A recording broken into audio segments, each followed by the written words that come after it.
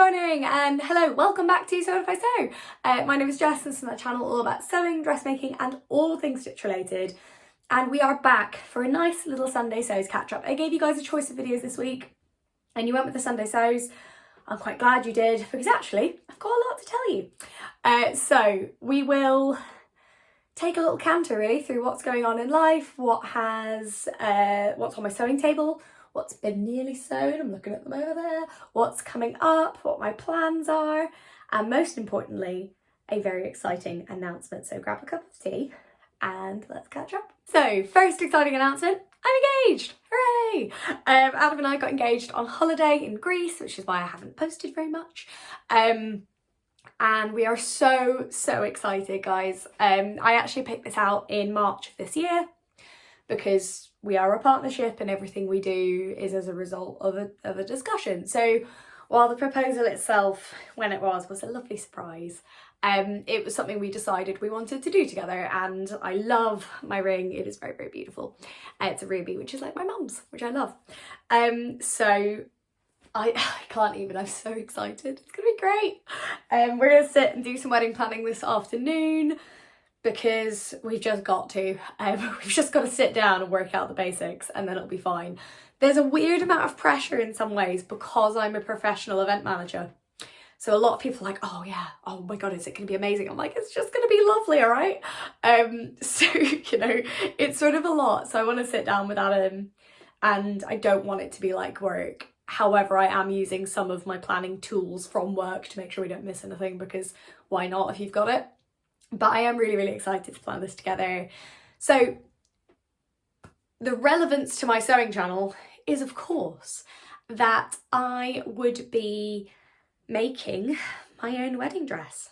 Well, okay, so I am making my wedding dress, my evening dress, because I'm going to have two dresses because I'm short and I can't dance in a full-length dress, but I really want a full-length dress for my ceremony. So making two dresses.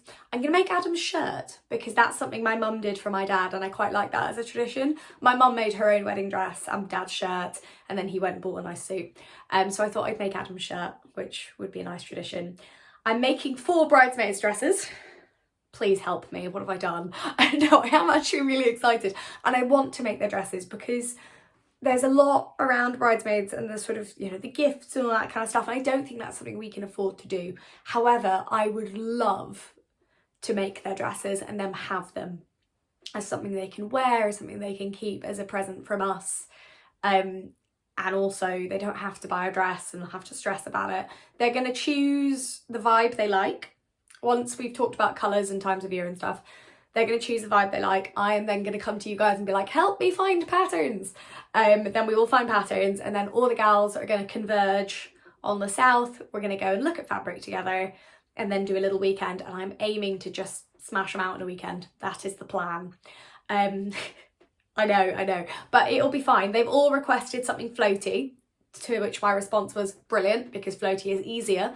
I have 2 short and 2 tall bridesmaids, which is quite good. So if we do end up with different patterns, it might be a pattern from my short gals and a pattern from my tall gals, just, you know, to take into account different sort of body shapes and all that kind of stuff.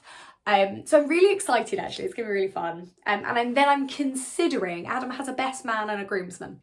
So I'm considering making them and Adam ties so that they go with the colours, but that's very much a maybe on the back burner. However, if anyone's made a tie and has advice, thoughts, anything, would love to know, because I don't know if it's one of those things that's actually a lot easier than it, like, once you get the hang of it, if it's quite quick, because it would be a good skill to have. Or if it's a complete nightmare, tell me now and I'll just remove it from the list of things I'm going to make. But yeah, so any advice, gratefully received, particularly not so much on sewing my wedding dress, but on sewing bridesmaids dresses for people. Any advice, yeah, I've never really sewn to fit for other people, which is why I want them to come down for that weekend so I can actually fit them on them. But yeah, any advice on that would be gratefully received. In terms of my wedding dress itself, I'm having 2 dresses. I'm going to have a long, beautiful, floaty, quite ethereal dress. I know sort of what I want. I've got a Pinterest board going. And then I'm going to go try on a lot of wedding dresses in January.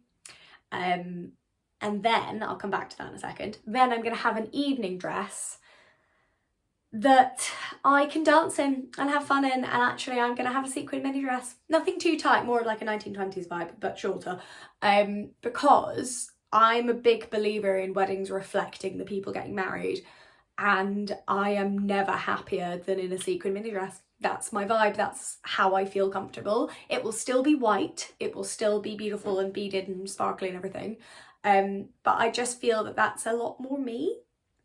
And I think that's really important, that actually, you know, it does reflect us. It reflects how we're comfortable, in the same way that Adam bought a new suit this year. He's not super fussed about getting another one because he doesn't love shopping. He looks nice in that one. If he's happy, I'm happy. I'm getting 2 dresses. If he wants to get a suit, obviously, again, I will support him to the end of the earth. But I really do believe it's about it reflecting us in terms of the design and the aesthetic and stuff, and then just getting all of our friends together to have a good time. I'm gonna have blue shoes. I'm thinking like blue velvet, quite a high block heel. That's my vibe. Again, I love a blue shoe. I should say, it's not that I don't. I already own a couple of pairs of suede blue stilettos, and I wear them all the time and I love them. So that's sort of where I am at the moment for my dress. It's gonna be very flowy. So the question I have for you guys is, how much of the process would you like to see? Because I am making it from scratch, I might even be making my own pattern. TBC, but I might be making my own pattern. I found a really great website called Tailor Nova, which helps you like create pattern pieces from like different blocks to create your own pattern, because I'm not quite at the pattern drafting level of skill yet. But I haven't really seen any patterns that, I don't know, I haven't really seen any patterns that work with what I want, but it might be a case of looking a bit more. In other exciting news on this topic, my mum is flying down to London in January. I'm so excited. I haven't, obviously I've seen my mum last year, but she has not been down since before the pandemic. So she's coming down for my birthday. I think we're gonna go to the theatre together. And then my sisters, well, the sister who isn't in London is coming into London as well. And we're all gonna go wedding dress trying on together. As far as the shops are concerned, we're trying on wedding dresses to buy them. As far as we're concerned, we're trying on loads of wedding dresses to understand what looks good on me before I spend money on fabric. So I'm really excited about that. My sisters aren't bridesmaids, so I wanted to do this with them. And also they're very, like, everyone in my family can like sew or knit or crochet, and like we're quite a creative family, and I'd really value their opinions as well on what I'm getting. And then after that, my mum and I are gonna go, and the girls might come as well actually, we're gonna go fabric shopping together. And my mum, I was saying to her, I was like, oh, I'm not sure where to get stuff. And then she was like, we're gonna go to Borovick's. And I was like, what is Borovick's? Now it turns out, folks, that Borovick's is like the oldest fabric shop in Soho, and it's a theatrical fabric shop. It's where my mum used to buy fabric when she was a costume designer. And she was like, it must still exist. We looked it up. It does still exist, thankfully. And they have the most incredible like design fabrics. So it's not where you'd go to get your cotton. It's where you go to get 15 meters of embroidered tulle, you know, things like that. There is some stunning stuff in there. I already know what fabric I want from there for my evening dress. It's like this incredible beaded lace. It's so beautiful. So we're going to go in there and look at least for the overlays. And actually my local fabric shop has some really nice bridal fabrics as well, for like my underlayers. I'm thinking tulle. I'm not going to go massive, but I really like the sort of floaty tulle vibes. But yeah, I'm so excited. I'm really sorry if you're not interested in wedding dress chat, but we're here. It's going to be so fun. And also I want to save money by making my own dress. And also just my dad's mum, so my grandma on that side, made her own dress and her sister's dress, and like, you know, mum made her own, and I'd like to make my own. And it's sort of, I've always wanted, even before I could sew, I always wanted to sew my own wedding dress. I've never wanted to go and spend £5 on a dress, in the same way that I didn't want a stupidly expensive engagement ring. I don't really vibe with that. It's the kind of thing where you try on a £5 dress for fun, and then you go and, you know, make your own. But I don't think I'd ever feel comfortable in something like that. So I want to make my own, so it reflects me, it fits my body, because as a short woman, floor length dresses are not my vibe for drying. Like, I love wearing them, but trying them on, I end up in a little puddle, and that's not really the vibe I want for my wedding day. I don't want to have to pay the same again to have it all taken up. I want to make my own, and I want to feel good in it. So if you would like a full vlog series, and the thing is it probably won't come out until my wedding because I don't want Adam to like see it, or like I'll share bits with you but I won't share the final product, let me know in the comments below and I'll start filming when we start in January, and then I'll be able to share it with you guys. But yeah, let me know if you'd be interested in it. Let me know in the comments below. And also if you've got any questions about the wedding dress process or anything you want me to try and answer in my vlogs, then again, put those below. But it's so exciting. It's so exciting, and I can't wait. And obviously, like, you know, making a wedding dress and a wedding is really exciting, but frankly I'm just very excited to marry him. It's going to be really lovely. I'm going to be taking his last name, but then I am hyphenating for PhD purposes, so it's easier to attribute anything I've written pre. So I'm excited for that. But yeah, that's a question I get a lot, so I'm sticking that in here. Anyway, on to sewing on a more immediate sense. So I broke my fabric band, guys. I broke my fabric band, and I couldn't tell you why until now. So let me go and get them. I thought they were closer and they weren't. So I went to my local fabric shop to buy a zip for my Hussard jeans, which I'm going to show you in a minute because they're nearly done. I used to put the waistband on. And then I saw this, which is black jacquard, and I don't think I've ever spoken about this much on here. I love jacquard. I am an absolute fiend for it. It's so beautiful, but I so rarely see jacquards I like. But this black jacquard is everything to me. It is so soft and it's such good quality. Honestly, I'm so excited to use this. So the plan is, the thing is, I'm trying to be good and not buy fabric without a plan. And the second I saw this fabric, the plan immediately appeared. And I'm very excited for the plan. So what I want to make is it's going to be similar to their Tammy Handmade, but a little bit different. So I love my black Tammy Handmade, my cotton one. I wear it all the time. I love it. What I would like though is a slightly more tailored version that I could wear to evening things in this lovely fabric. So what I'm thinking is a tighter bodice, again, puff sleeves, and a big structured skirt. So it'll be similar to the Tammy Handmade, but I think I want it to be a princess seam bodice because that just fits with my body better. So watch this space. I'm going to make it for my birthday. So I've got 2 months-ish to think about this properly. And I'm so excited already, but I just saw it and I just went, you know what? I so rarely see a fabric that is exactly what I've been looking for years. I don't know, it's one of those things I was like, I've got to get it because I've been looking for this for so long. So this is coming up. I will share the whole process of this with you on Instagram, on here. I'll let you know what I'm making. I know I want a princess bodice because yeah, it fits me better.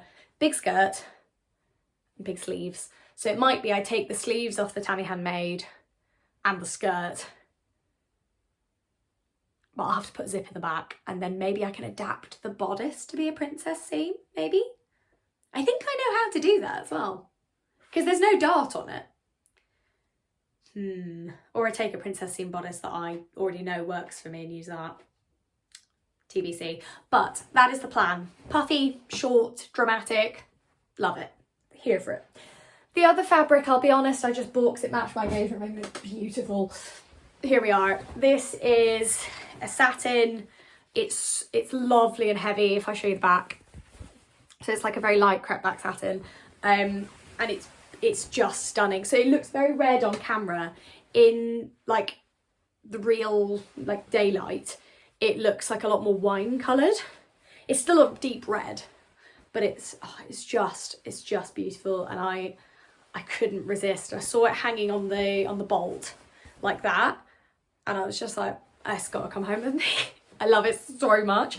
However, to make sure it's not just an impulse purchase, I have to make a dress for my soon-to-be sister-in-law's wedding in May, so I'm going to use this. I'm tempted to just make another slip dress because they're so pretty and I look nice in them. But TBC, well, watch this space and see. I might make an Ali Olsen Highland wrap in this because it would look beautiful. But it's quite fiddly and I almost want as few seams as possible just to let this fabric really sort of do its bit, you know, really just shine. I don't want to cut into it too much. But again, any thoughts, comments, welcome. Any ideas for this? The wedding is in May, so probably something strappy, or like sleeveless. But otherwise, very much open to ideas. So I think you can see why I broke my fabric ban. However, that does not mean I'm now diving back into buying fabric. I am not doing that. I've bought those 2 fabrics. The only other fabric I will be buying is for Christmas presents, which I'm going to talk about in my gift to November vlog on the 23rd of November. So set your watch and come to that vlog and let's talk about Christmas presents. Otherwise, I'm still being good though. I'm still working through the fabrics I own. And as part of that, I've made my Hussard jeans. So we're pretty much there. Now, thank you to everyone who suggested zip fly tutorials. I really did try, and I couldn't get into anyone's tutorials really. And then what I did was realise I was wearing jeans and I just took them off and stared at the construction of the zip fly, absolutely stared at it and just went, right, okay. And I could sort of see the shape of the pattern pieces I had. And we have ended up here. So we're so nearly there. I just need to put the waistband on and hem them and then we're done. So that's the back. The belt loops are obviously going to go on soon. And then this is the front. So there it is. There is my first ever zip fly. So there it is, looking very cute if I do say so myself. I'm going to go through and overlock a few bits of it because I didn't really on this, just because I was sewing quite late at night. My overlock's really tired and there's children next door. But I'm really happy. And actually Adam, when I was wearing them, Adam walked around me to see if you could see the fly zip, and you really can't until you're right at the side. And then obviously there's going to be a button at the top anyway with the waistband. So I'm really chuffed actually. Do you know what I found? Reading the instructions while looking at an existing zip fly it's just the way I work. Because sometimes I look at the pieces and I go, how? And then I look at a real one and I'm like, right, okay, that goes there, so it must. And then I sort of reverse engineer it in my head. And then the instructions made sense. Overall though, really enjoying this pattern actually. It's really good. The instructions in English aren't brilliant because they haven't really been translated as directly as the French. But the images are really, really useful. So I probably sewed this mostly off the images rather than the written instructions. But I love them. I really, really like them. They're a lovely fit on me, so I haven't actually had to do any trouser adjusting, which is great. So yeah, the waistband's going to go on those today, maybe tomorrow. And then I can show you them on Instagram, which I'm so excited. I'll post a photo on here as well. But I'm so, so excited. If you guys want me to do a pattern review of these at any point, do let me know. I definitely have thoughts, but they're up there for me as a trouser pattern. Like I'm impressed. I really am. So, final little update on life. If you follow me on Instagram, you will have seen I've been doing Couch to 5K. Actually, as soon as I finish filming this, I'm gonna go, I've got my leggings on now. I'm gonna go and stick my fleece on and go for my second run of week 5, which is where it really starts ramping up, because on my next run, which will be Wednesday, is 20 minutes, just continuous. We're still doing intervals, but today is my first 8-minute run. So today I'm doing 8 minutes of running. I think it's like a 3 or 4 minute walk and then 8 minutes of running and I'm done, which is lovely. I don't think if you told me 5 weeks ago I'd be able to run for 8 minutes. I mean, I haven't run for 8 minutes yet, so fingers crossed. But yeah, 5 weeks ago, if you told me, I don't think I would have believed you. I very much started this for a couple of reasons. And I do want to talk about this briefly because, as you all know, I'm severely asthmatic. So a lot of people have gone, why are you doing this? Or how can you do this? Or on one notable occasion, oh, you can't be that asthmatic then, which is just a level of frustrating that is, well, put that over there for today. Yeah, just for a minute, 'cause we'll talk about that in a second. I decided for a couple of reasons. Firstly, I no longer do my full-time job, and my job was incredibly active. I was on site with an event on Thursday and I walked 19.1 kilometres at work, which meant my feet hurt a lot the next day because I did it in heels. But that's the level of activity I used to have 5 days a week, and removing myself from that environment, and frankly doing a PhD, you sit down and work a lot. I don't want to lose a lot of fitness, because it is really important as an asthmatic to guard whatever fitness you have jealously. You've got to keep it up because your lungs need it. It's a weird vicious circle. You stop exercising, your lung capacity reduces, you're more breathless, so you can't exercise, and that's the cycle. Obviously for some asthmatics who are exercise induced, it's incredibly challenging. What I have to remember though is I'm not exercise induced. I am induced by, like, my asthma is triggered by the weather and pollen and dust and pollution, huge one, and being ill. As soon as I'm ill, I can't do anything. I can barely walk when I'm ill. Like, that's it. As soon as I'm ill, I'm gone. But normally, I mean, I do 2 hours of ballet and Zumba back to back on a Monday and I'm fine. I'm sweaty, but I'm fine. And I used to do martial arts and I used to cheer competitively. Like, I can breathe enough to do these things, but it can be very limiting sometimes existing in an illness community where it's like, oh, well, you're not allowed to do that because you're asthmatic. And you're like, actually, I'm kind of, I mean, Paula Radcliffe's asthmatic. You know, it's not to say either, like, it's all about your individual asthma, and we have to start treating asthma as an individual thing as well, because what works for me won't work for you and vice versa. However, I know that lots of asthmatics follow me. So a couple of things, if you are an asthmatic like me who's a bit more weather induced than exercise, stuff that has helped. So keeping my chest and lungs really warm, like really dressing up for a run, I found hugely beneficial. Multiple layers. I've got a body warmer now that I wear on top of everything as well, just to keep my throat and lungs warm, because as soon as my throat, particularly my throat and this bit of my chest, gets cold, that's it. I can't, it's like my lungs are paralysed, I can't breathe in.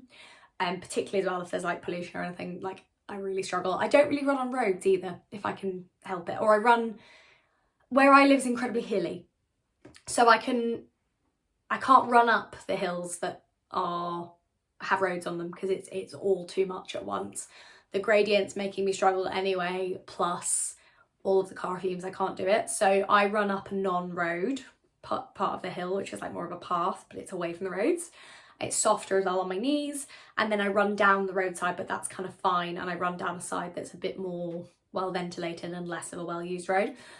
So there's a lot of considerations. I plan my route really carefully to make sure I'm not going to be, you know, inhaling smog, because I can't run if I do that. I just can't.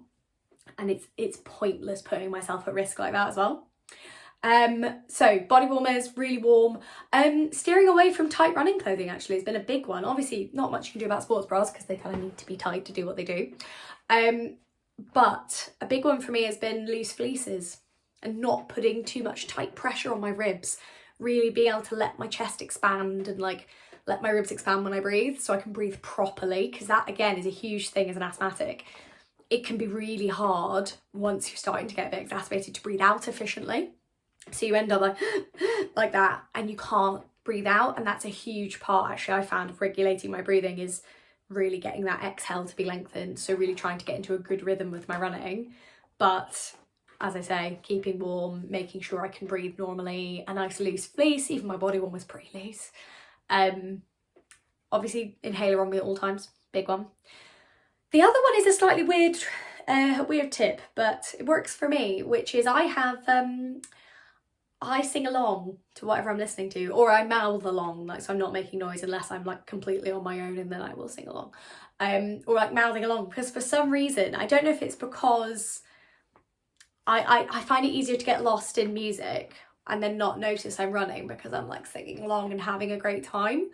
And also singing along sometimes helps me get my breathing right, because I breathe in line with where they breathe.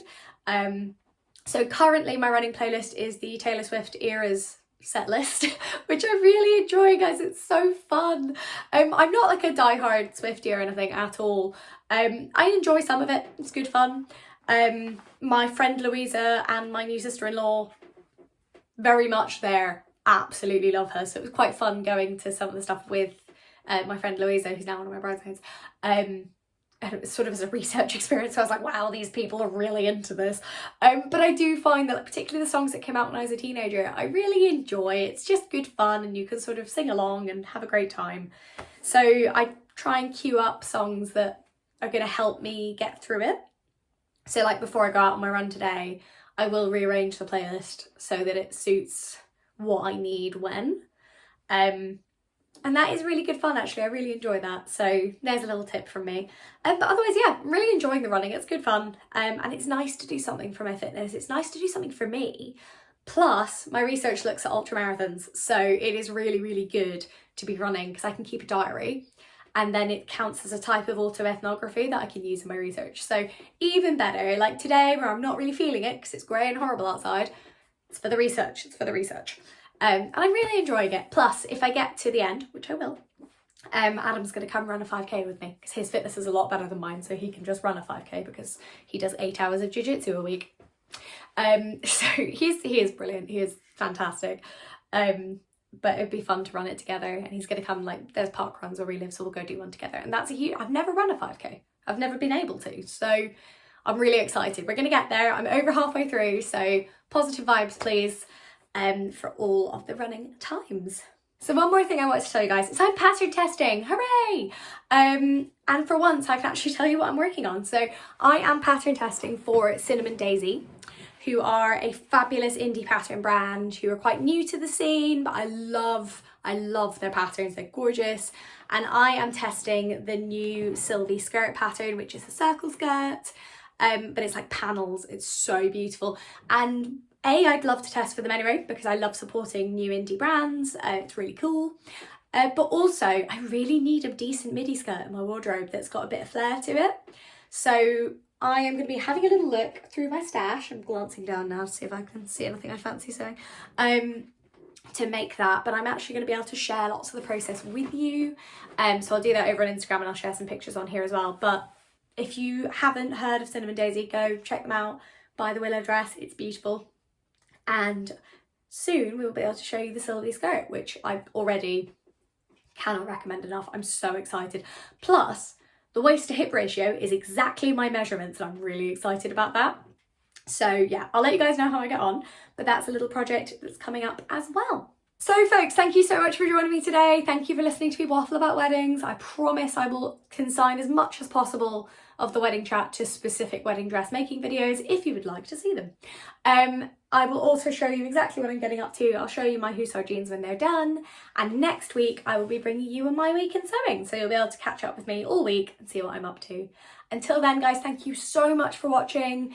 As always, a little plug, if you do enjoy my content, please do consider buying me a cup of tea on Ko-fi. It really, really helps to support me making these videos, particularly as I am now a student again. But yeah, I massively appreciate your guys' support. Thank you so much for watching, and I'll see you next time.